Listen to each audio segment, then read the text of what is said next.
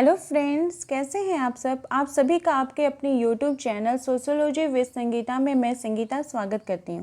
आज का जो हमारा टॉपिक है, इसमें हम लोग भारत के प्रधानमंत्रियों की सूची के संदर्भ में देखेंगे कि आज़ादी से लेकर अब तक के कितने प्रधानमंत्री हुए हैं, उनका जीवन का कार्यकाल क्या है तथा अपने जीवन में वे कौन कौन से महत्वपूर्ण कार्यों को संपन्न किए थे। तो चलिए क्लास को लेट ना करते हुए हम लोग स्टार्ट करते हैं। तो आज का हमारा टॉपिक है भारत के प्रधानमंत्रियों की सूची आज़ादी से लेकर अब तक के, यानी 1947 से लेकर 2021 तक के कितने प्रधानमंत्री हुए हैं तथा उन्होंने कौन सा महत्वपूर्ण कार्य किया है। तो उनके संदर्भ में जानने से पहले हम लोग को ये जानना बहुत ही ज़्यादा जरूरी हो जाता है कि प्रधानमंत्री होते कौन है तथा उनके कार्य क्या है, उनका अधिकार क्षेत्र क्या है। तो प्रधानमंत्री क्या होता है। भारत गणराज्य के प्रधानमंत्री का पद भारतीय संघ के शासन प्रमुख का पद है। भारतीय संविधान के अनुसार प्रधानमंत्री केंद्र सरकार के मंत्रिपरिषद का प्रमुख और राष्ट्रपति का मुख्य सलाहकार होता है। साथ ही साथ भारत सरकार के कार्यपालिका का प्रमुख सरकार के कार्यों को लेकर संसद के प्रति प्रधानमंत्री जवाबदेही होता है। उनकी योग्यता के बारे में हम लोग बात करते हैं तो वे भारत का नागरिक होना चाहिए, वोटर कार्ड लिस्ट में उनका नाम होना चाहिए तथा संसद के दोनों सदनों में से किसी एक सदन का सदस्य होना चाहिए। अगर कोई व्यक्ति प्रधानमंत्री के पद पर आसीन होता है तथा वो दोनों सदनों में से किसी एक सदन का सदस्य नहीं भी होता है तो 6 महीने के अंदर उन्हें किसी एक सदन का सदस्य होना बहुत ही ज़्यादा जरूरी हो जाता है।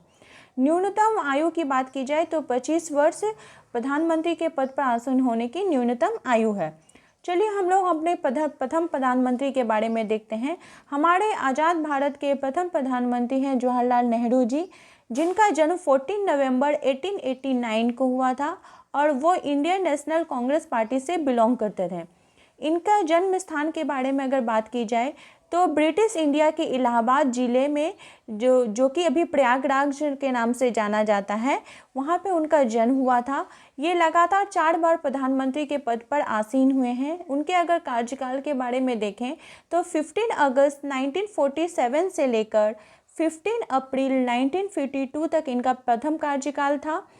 सेकंड इनका कार्यकाल 15 अप्रैल 1952 से लेकर 17 अप्रैल 1957 तक रहा।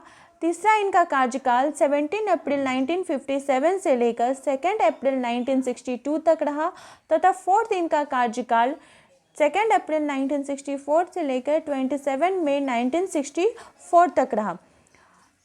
पंडित जवाहरलाल नेहरू जी लगातार 16 ईयर 286 डेज तक प्रधानमंत्री के पद पर आसीन रहे और उन्होंने आधुनिक भारत के निर्माण में वे बहुत ही ज़्यादा महत्वपूर्ण उन्होंने कार्यों को संपन्न किया। उन्होंने योजना आयोग का गठन किया। विज्ञान एवं प्रौद्योगिकी के विकास के लिए वे बहुत ही ज़्यादा प्रोत्साहित थे तथा लगातार जो 3 वर्षीय पंचवर्षीय योजना थी वो उनके देखरेख में संपन्न हुई और उन्होंने उद्योग का नया दौर को भी शुरू किया।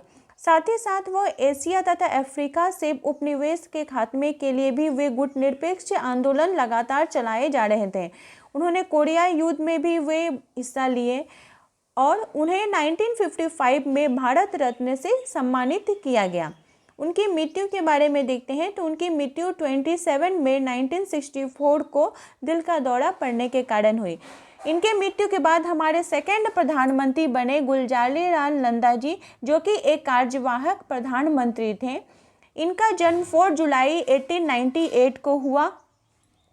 इनके कार्यकाल के बारे में बात करते हैं तो इनका कार्यकाल 27 मई 1964 से लेकर 9 जून 1964 तक रहा। ये इंडियन नेशनल कांग्रेस पार्टी से बिलोंग करते हैं और इन्हें 1977 में भारत रत्न तथा सर्वश्रेष्ठ नागरिक पुरस्कार पद्म विभूषण से सम्मानित किया गया।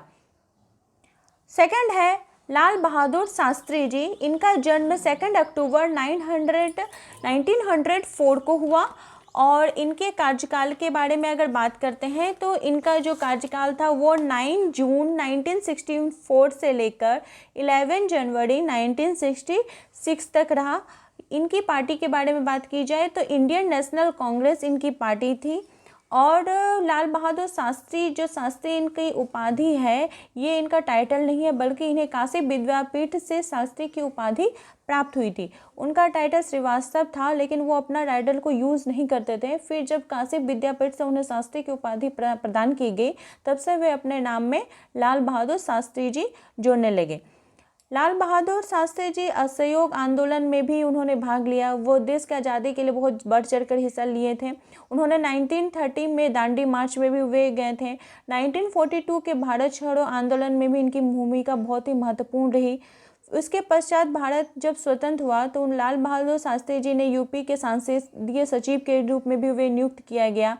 और जब गोविंद बल्लभ पंत के मंत्रिमंडल में वे पुलिस निरीक्षक, मतलब पुलिस लोग का देखरेख का, ये सब का भी कार्यभार, या फिर परिवहन मंत्रालय का भी कार्यभार उन्हें सौंपा गया। और इनके द्वारा ही जो कोई अगर आंदोलन करता है तो लाठीचार्ज को बंद करवा के पानी का बौछार से आंदोलन को रोकने की जो शुरुआत इनके द्वारा ही की गई। इनके द्वारा ही श्वेत क्रांति और हरित क्रांति को भी बढ़ावा मिला। साथ ही साथ गुजरात के आनंद जिले में दूध के उत्पादन को और आपूर्ति को बढ़ाने के लिए वे राष्ट्रीय विकास बोर्ड का भी उन्होंने निर्माण किया। और 1965 में इंडो पाक वॉर में भी उनके देखरेख में हुआ, जिसमें कि इंडिया को विजय प्राप्त हुई। जिसके बाद उन्होंने जय जवान जय किसान का नारा इनके द्वारा दिया गया। हमारे फोर्थ प्रधानमंत्री फिर से हुए गुलजारीलाल नंदा जी। ये कार्यवाहक प्रधानमंत्री के पद पर ये उनका दूसरा कार्यकाल था। उनके अगर कार्यकाल के बारे में बात की जाए तो 11 जनवरी 1966 से लेकर 24 जनवरी 1966 तक इनका कार्यकाल रहा। इनके बाद हमारी फिफ्थ प्रधानमंत्री हुई इंदिरा प्रियदर्शनी गांधी जी। इनका जन्म 19 नवंबर 1917 को हुआ और ये इंडियन नेशनल कांग्रेस पार्टी से बिलोंग करती थी। ये पंडित जवाहरलाल नेहरू जी की पुत्री थी। इन्होंने भी 3 बार लगातार कार्यकाल लिया और फिर बाद में उन्हें एक बार और कार्यकाल प्रधानमंत्री का पद उनको मिला था, यानी कि वे 4 बार प्रधानमंत्री के पद पर आसीन हुई थी।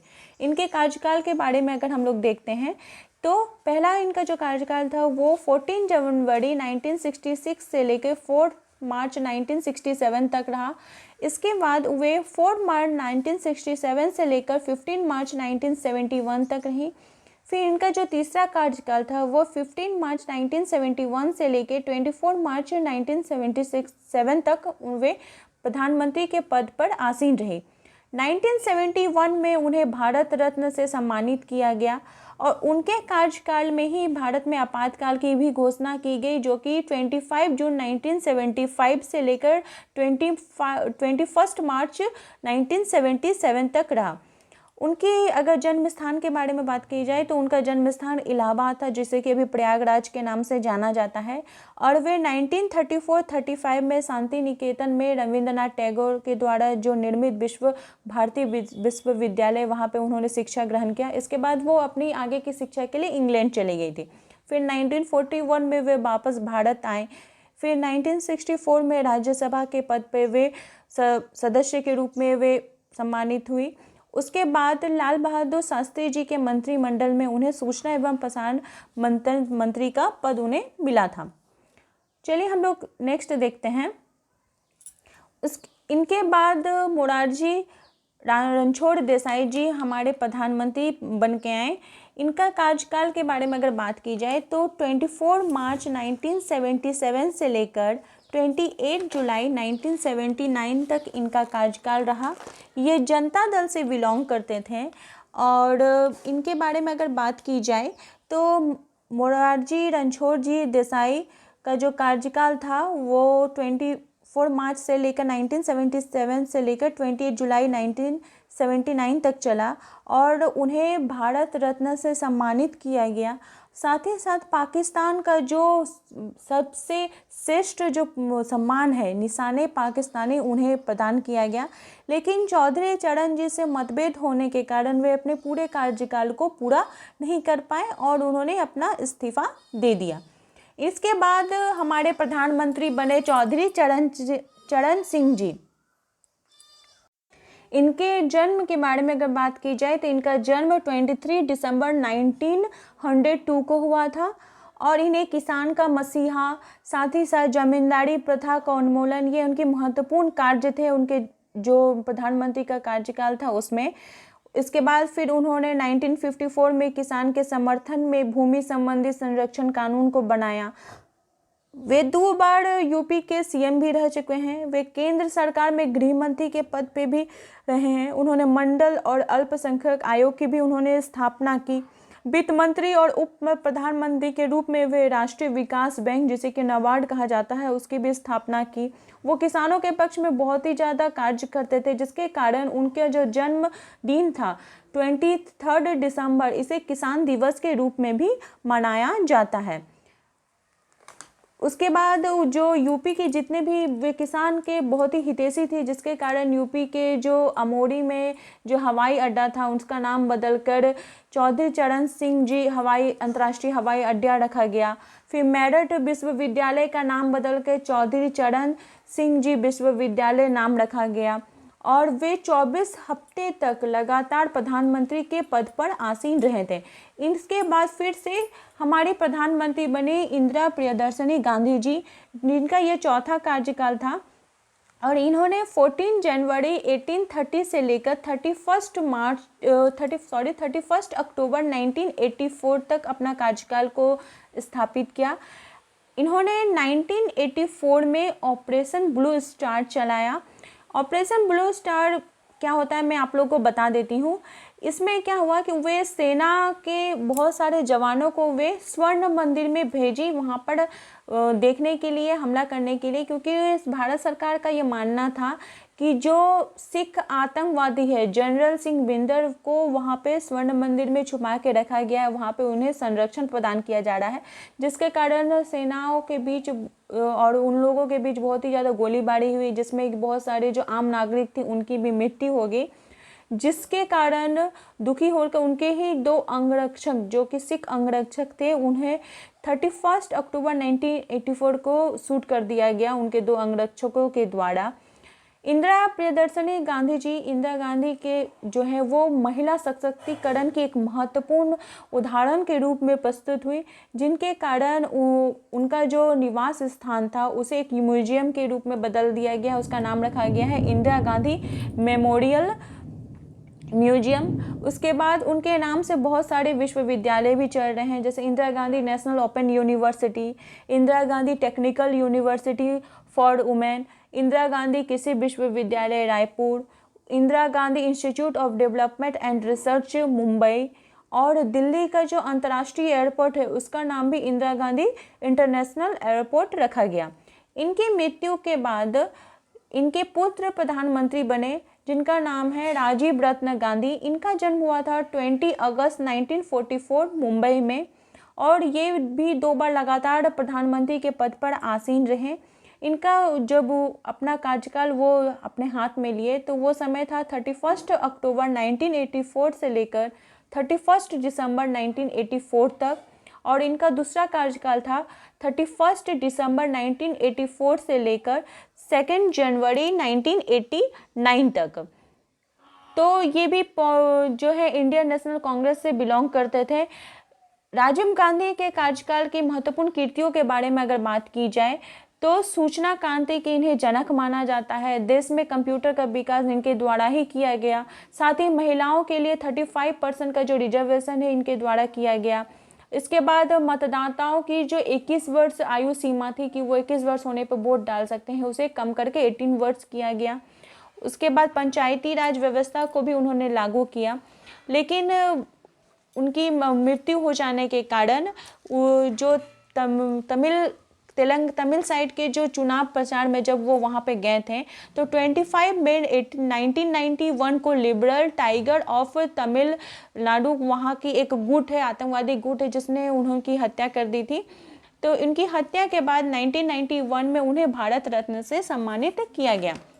इनकी आकस्मिक मृत्यु के बाद हमारे नेक्स्ट प्रधानमंत्री बने विश्वनाथ प्रताप सिंह। इनका जन्म 25 जून 1971 का हुआ। वो इलाहाबाद से बिलोंग करते थे।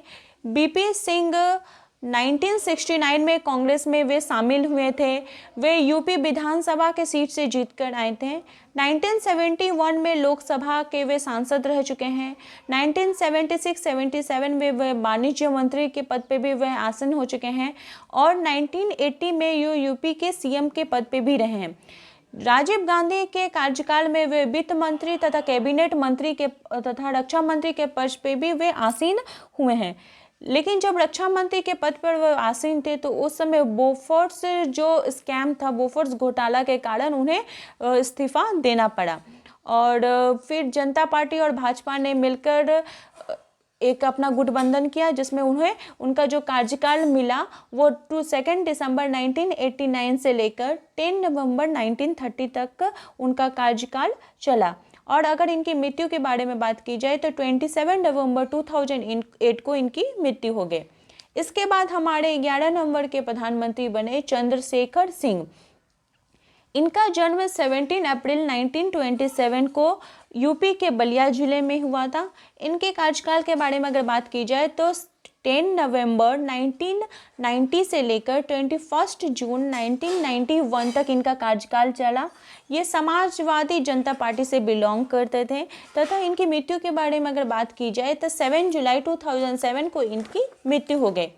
इनकी मृत्यु के बाद हमारे 12 नंबर के प्रधानमंत्री बने पीवी नरसिंहा राव जी, जिनका जन्म 21 जून 1921 को हुआ और ये पहले दक्षिण भारत के प्रधानमंत्री थे। इनके जन्म स्थान था हैदराबाद के तेलंगाना।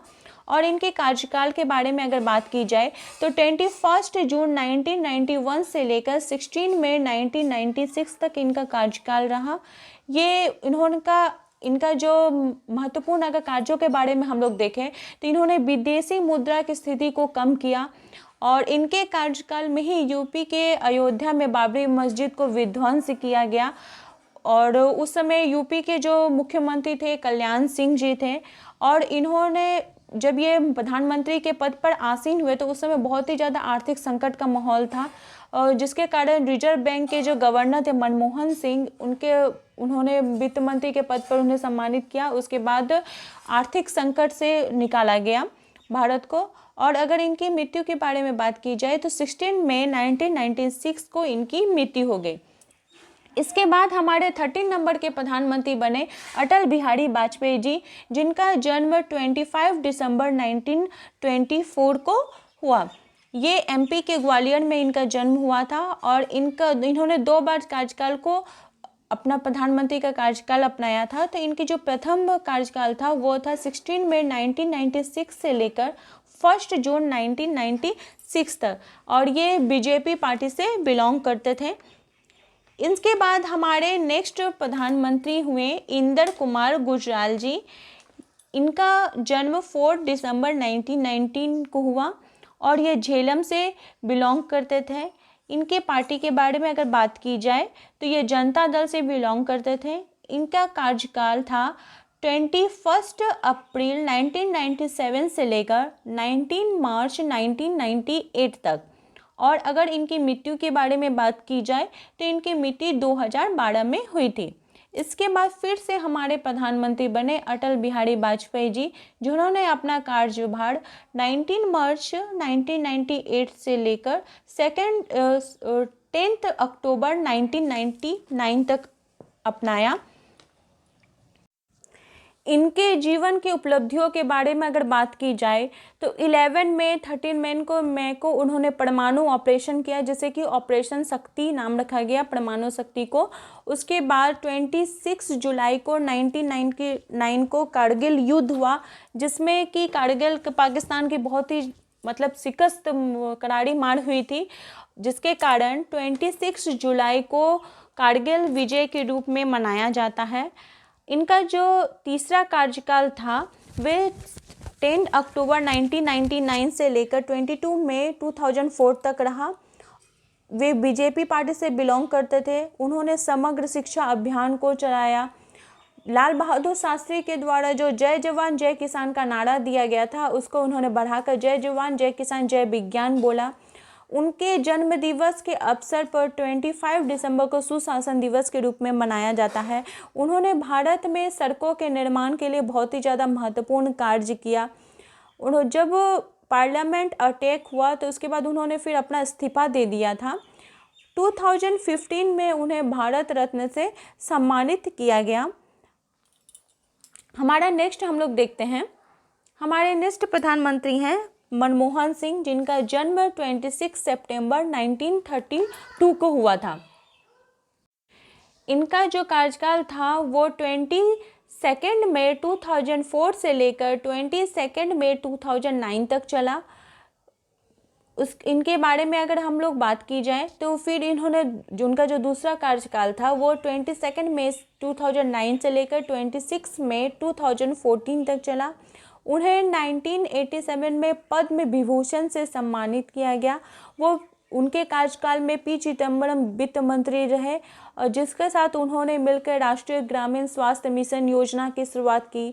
फिर 2008 में जब मुंबई में आतंकवादी हमला हुआ था तो उन्होंने नेशनल इन्वेस्टिगेशन एजेंसी NIA का उन्होंने गठन किया, लेकिन उनके कार्यकाल में 2G स्पेक्ट्रम घोटाला मामला चला, जिसके बाद उन्हें फिर अपने पद से हटना पड़ा। इनके बाद हमारे 18वें नंबर के प्रधानमंत्री बने नरेंद्र दामोदर दास मोदी जी, जिनका जन्म 17 सितंबर 1950 को था और वे आज़ाद भारत के प्रथम प्रधानमंत्री थे, मतलब जन्मे प्रथम प्रधानमंत्री थे।